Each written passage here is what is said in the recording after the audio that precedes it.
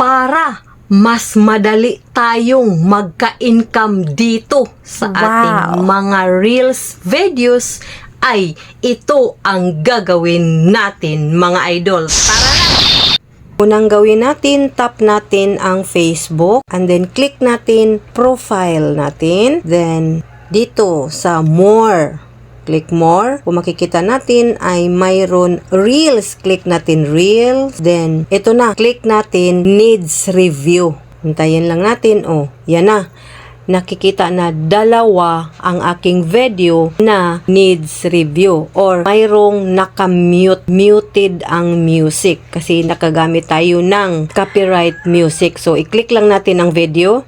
At click natin itong apat na dot sa ibaba and then scroll up lang natin mga idol. Pwede tayong pumili dito, replace audio. Pero ako, hindi na ako mag-replace audio kasi baka ang ating ma-replace na audio ay copyright pa din. Diretso na tayo delete natin ang video kasi counted naman yung mga views dyan. So delete. And then, mayroon dito delete reel. So, delete lang ang click natin. Hintayin lang natin kasi dinidelete na po ni Facebook. So, ayan na. I-click lang natin itong arrow. Hintayin lang natin. Ito na rin isang video. Ganyan pa din. Kung marami kayong video, pwede ninyong isa-isahin.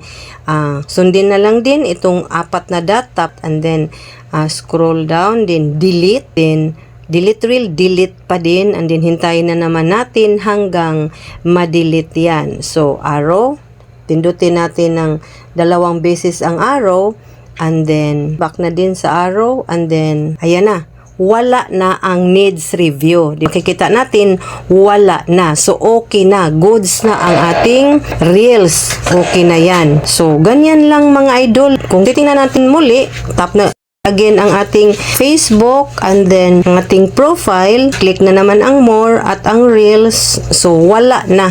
So, okay na.